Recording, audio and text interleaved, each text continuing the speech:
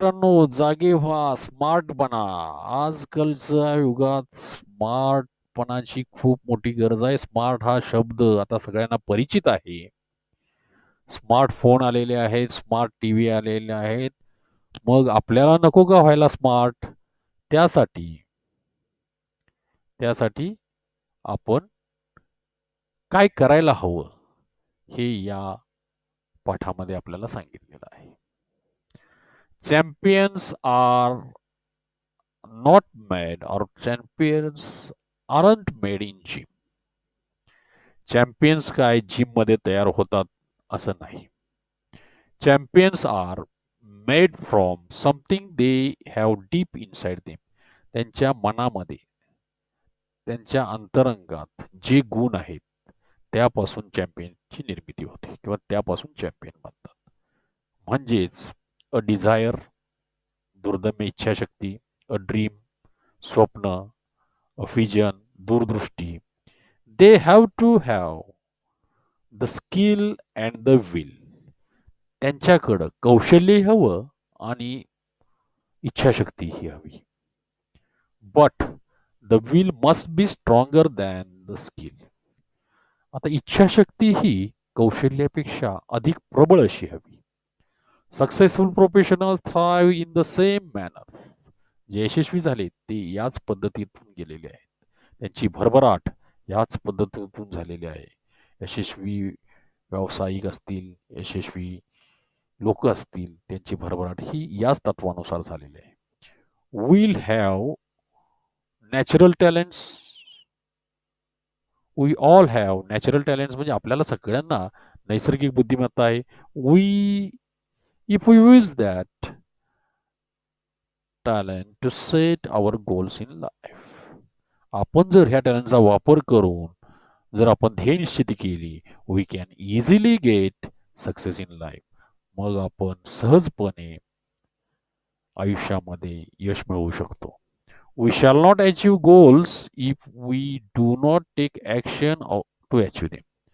आता यश मिळवण्यासाठी जर आपण प्रयत्नच केले नाहीत किंवा ॲक्शनच घेतली नाही, तर यश मिळणं शक्य होत नाही. Setting goals has two valuable assets: a sense of originality and the stepping stone to eliminate the path. प्रत्यक्ष सुरुवात, स्टेपिंग स्टोन, पहिलं पाऊल टाकणे आणि इतरांच्यापेक्षा वेगळं काहीतरी करून दाखवणे, out of big box thinking करणे, हे ध्येय निश्चितीचे दोन व्हॅल्युएबल असेट्स आहेत, मूल्य आहेत. Goals put one at the helm of life, pursuing them acknowledges a better future situation. आता ध्येय निश्चित झाल्यानंतर त्या ध्येयाला मुख्य मुख्य मानून जर तुम्ही आयुष्यात कार्यरत राहाल, तर तुमचं भवितव्य उज्ज्वल आहे याचं ते द्योतक आहे. They help to steer a course of life rather than simply drifting along and letting things happen. असेल हरी तर देईल असं आपण म्हणतो. तर वाट पाहत राहणं किंवा चांगल्या गोष्टी घडतील अशी अपेक्षा करत राहणं, तसंच ध्येयापासून परावृत्त होणं, हे हे आपल्याला कधीही यशस्वी बनवणार नाही.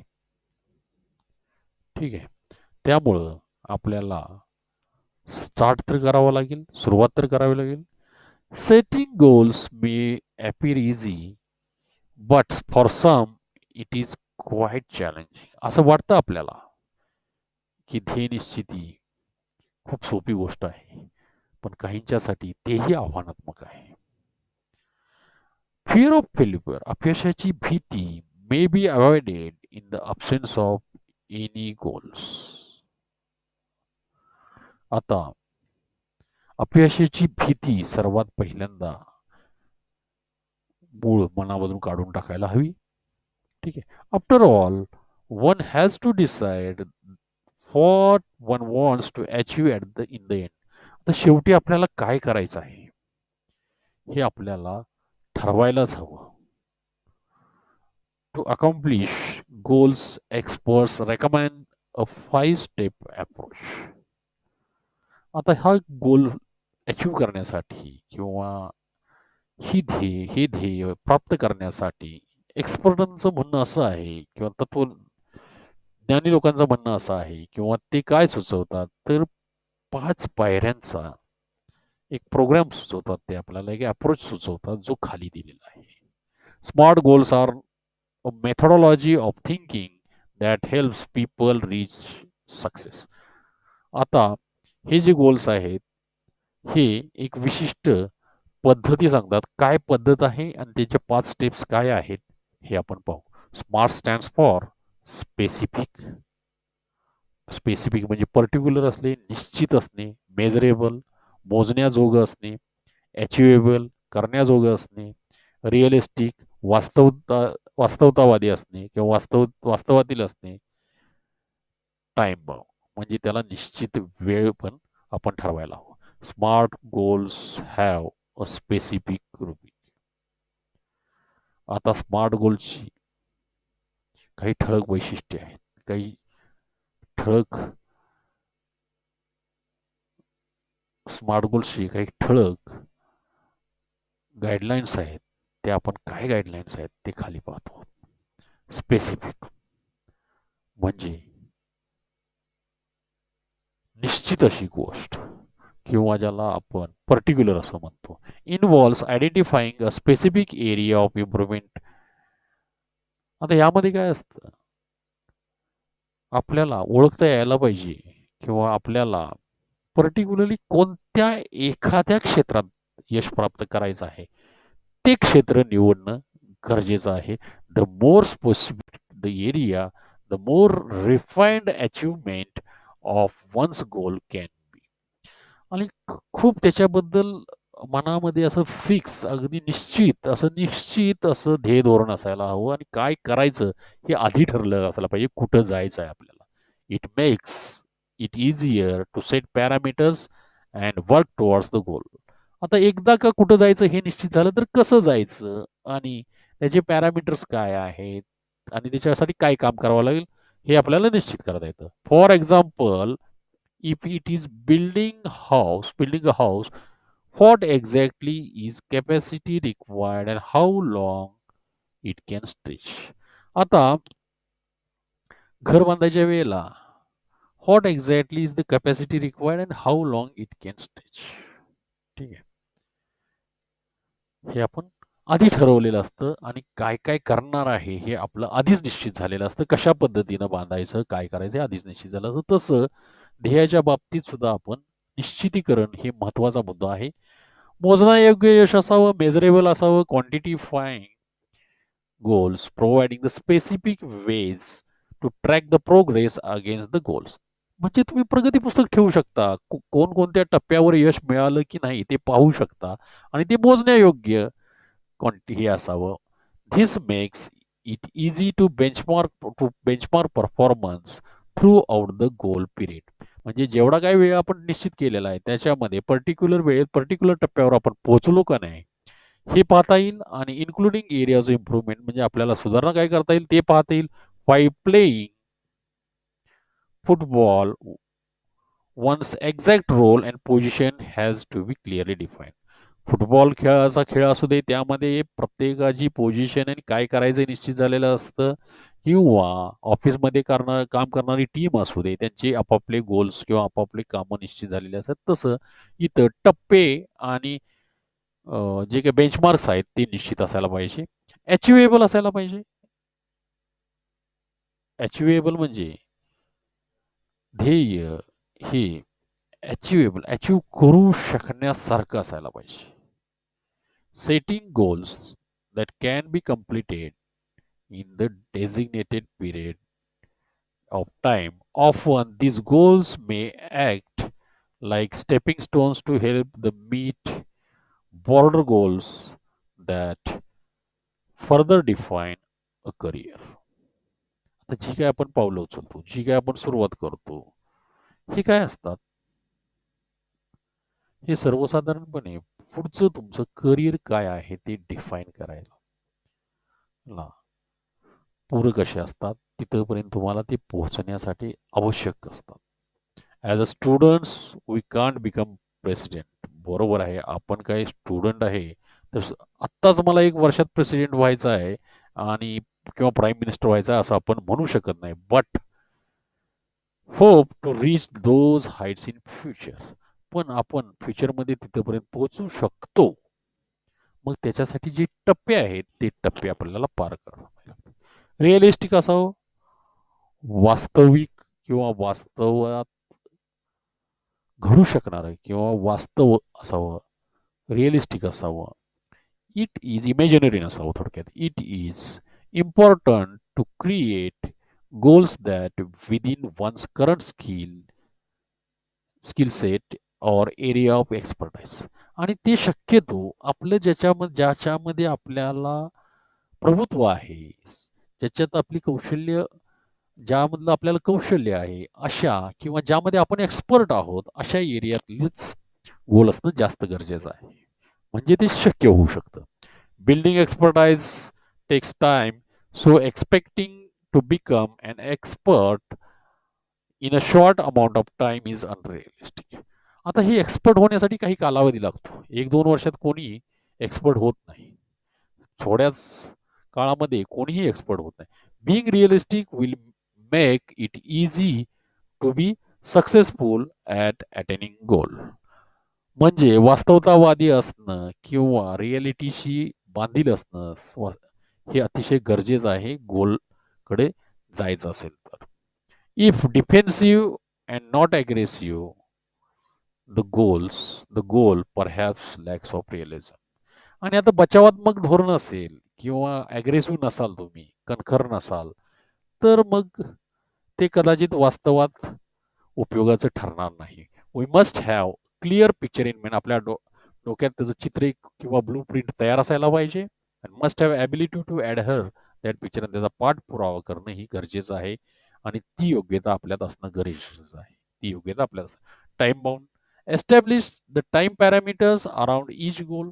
आता गोलचे पुन्हा काही जर टप्पे केले तर त्याला जे काही टाइम लागेल तो टाइम डिसाईड करून, as it will help the increase focus and accountability. जर तुम्ही टाइम जर निश्चित केला तर तुम्हाला अकाउंटेबिलिटी आहे किंवा तुम्हाला त्याच्यावर फोकस करता येईल. तुम्ही त्याला जबाबदार असाल, त्या वेळेत पूर्ण करण्यासाठी तुम्ही बांधील असाल. Reduce weight, we know how to go about it. But without consistent time bound action, it never becomes a reality. नुसता विचार केला म्हणजे कोणतीही घटना घडत नाही किंवा यश मिळत नाही. त्याला सातत्य आणि वेळेनुसार केलेलं काम हे अतिशय गरजेचं असतं. नाहीतर ते स्वप्न कधीही प्रत्यक्षात उतरत नाही. It may be exercise, diet और स्ट्रेस फ्री थॉट. आता मग ते व्यायाम असू दे, अन्न खाण्याच्या पद्धती असू देत किंवा स्ट्रेस फ्री थॉट्स किंवा टेन्शन न घेणे हा प्रकार असू दे. ठीक आहे. All this have to practised and implemented without hesitation, doubt and indifference, but within the deadline. योग्य तेवढ्याच वेळेत त्या सीमेच्या अंतर्गतच आपल्याला कोणत्याही हेजिटेशन शिवाय किंवा शंकेशिवाय हे काम आपल्याला करता यायला पाहिजे. Visions, wishes and intentions and dreams are all valuable.